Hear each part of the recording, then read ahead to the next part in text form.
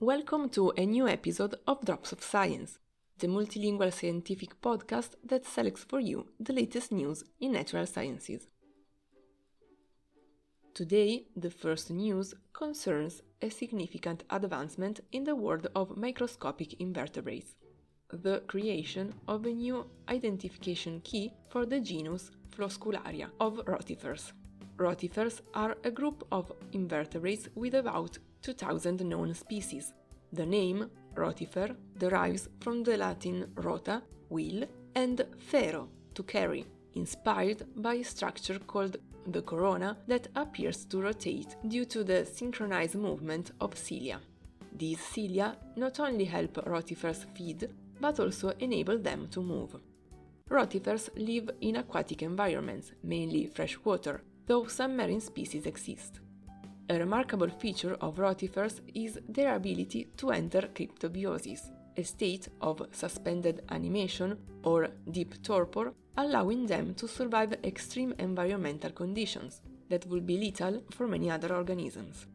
The identification of these small animals is often challenging. There is a shortage of taxonomists, scientists dedicated to the classification of organisms, and there is often a lack of necessary information to distinguish the different species.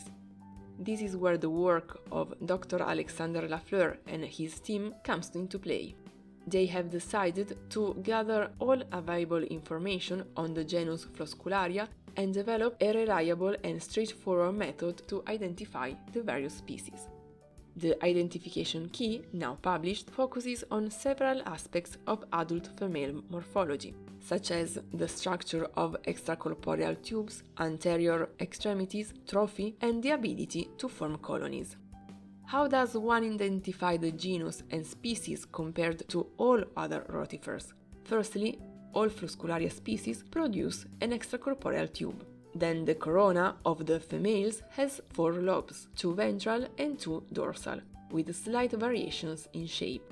Another important aspect is the mucron, small finger-like processes located in the dorsal neck region, just behind the corona. Their morphology varies from species to species.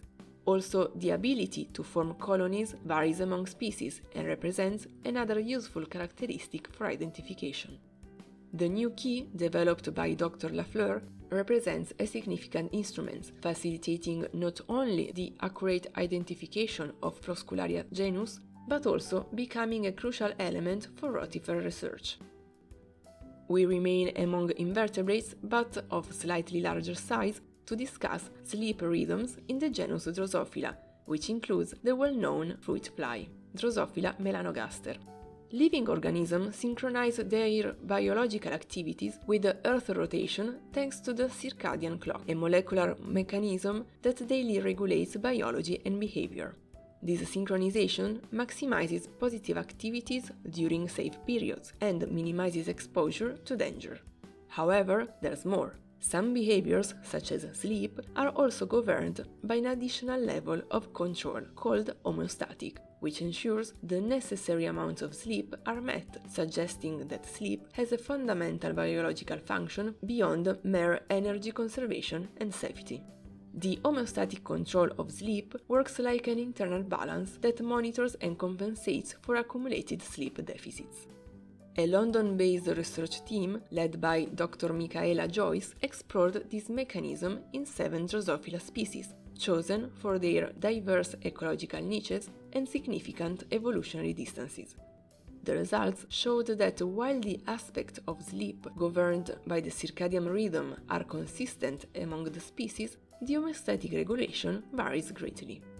Using an automatic video tracking system, the researchers discovered that all the analyzed species showed crepuscular activity peaks, with sleep mainly concentrated at night. However, Drosophila virilis was an exception, showing strong signs of arrhythmia in the absence of light and no difference in afternoon naps between males and females.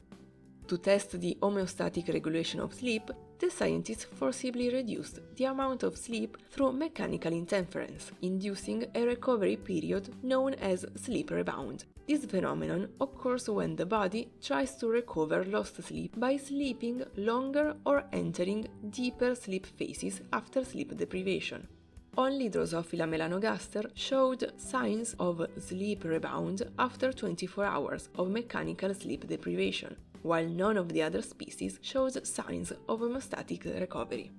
To simulate natural sleep deprivation, the scientists then generated 24-hour sleep deprivation through interaction between conspecific males, an experiment that led to sleep recovery in 4 of 7 species tested, all belonging to the melanogaster subgroup. These results reveal different evolutionary paths for the two key aspects of sleep regulation in Drosophila: a tightly conserved circadian control and a divergent homeostatic regulation. Genetic and pharmacological manipulations also highlighted further differences among the species, suggesting that sleep in Drosophila evolved mainly to adapt to circadian rhythms. The functions of homeostatically regulated sleep seem to have developed in a species-specific manner, reflecting different survival strategies and metabolic requirements. The next news concerns the rate of plant expansion worldwide. An international team of scientists, led by Dr. Bethany Bradley from the University of Massachusetts Amherst, has discovered that non-native plants, those colonizing territories outside their historical range, move much faster than their native counterparts. It is well known that non-native species possess advantageous characteristics that make them enemies of ecosystems. They often encounter no predators nor parasites that can harm them, and have a greater tolerance for a wide range of environmental conditions. However, the speed at which they move was not yet clear. In this new study, the researchers gathered and examined many published articles and publicly available datasets to understand how far and how fast native and non-native species, representing various taxa and ecosystems, have moved. They found that terrestrial species need to move more than 3.25 kilometers per year to keep pace with climate change, while marine species need to move 2.75 kilometers per year. Unfortunately, native species can only move an average of 1.74 kilometers per year. Non-native species, however, are spreading at approximately 35 kilometers per year. The rate increases exponentially when accounting for the human role in the spread of non-native species. The data show how humans are accelerating the spread of these species, both accidentally, such as species transported in containers between continents, and intentionally, such as when invasive ornamental plants are purchased from shops. In a warming world, non-native species have a significant advantage not only due to their rapid spread, but also due to their broader climatic tolerances. For this reason, Dr. Bradley suggests seriously beginning to implement assisted migration if we want our native plants and animals to have a chance of survival. We remain among plants to discuss what might influence their evolution and the potential emergence of new species in nature. From the University of Zurich, Dr. Dory and Dr. Chisholm have studied how soil, pollination, and herbivory influence divergent evolution in Brassicarapa plants. Using annual rapid cycling plants with high genetic diversity, the team observed significant evolutionary changes in plant phenotypes across 8 generations of selection. These plants are self-incompatible. They cannot self-fertilize as they reject their own pollen, have short generation times, host a high level of genetic variation, and have previously been shown to be suitable for selection and experimental evolution studies. The researchers sowed more than 400 Brassicarapa seeds in standardized soil. The germinated ones were used to produce seed families through artificial crosses. 98 of these families were selected for the experiment, which included 8 treatments in a combination of 3 factors: type of soil, method of pollination, manual or with bumblebees, and presence or absence of herbivores, such as aphids.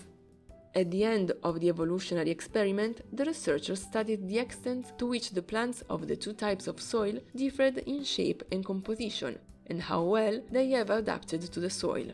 Plants grown in richer soil and pollinated by bumblebees showed higher evolutionary rates, developing greater attractiveness to bumblebees. In contrast, plants exposed to aphids showed less attractiveness.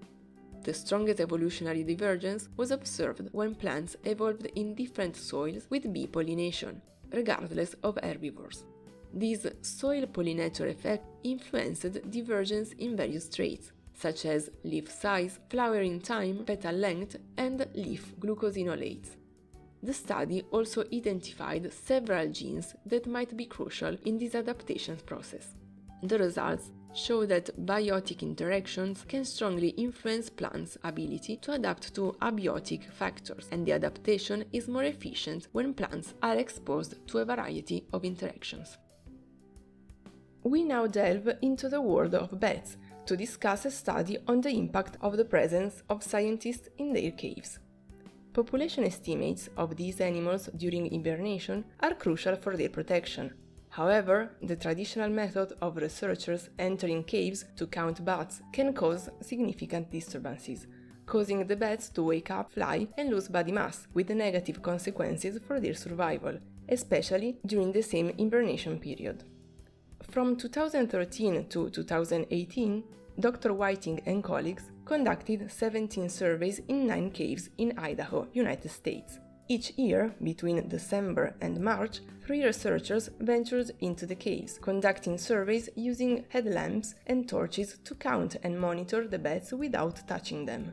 The surveys were completed about 5 hours before sunset, allowing the acoustic equipment to detect disturbed bats, as they may continue to fly up to 10 hours after the disturbance.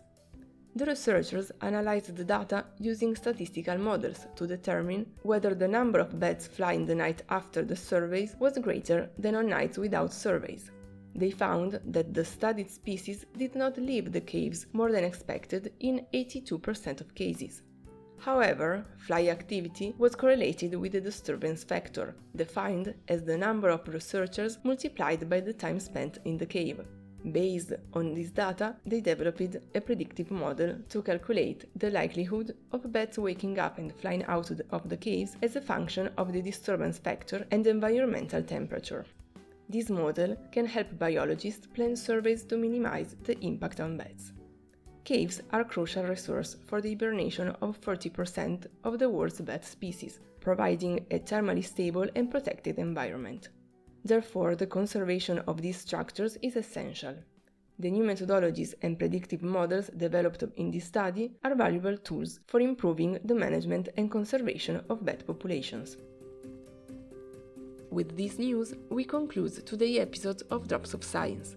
Thanks for staying with us. See you soon, and good science!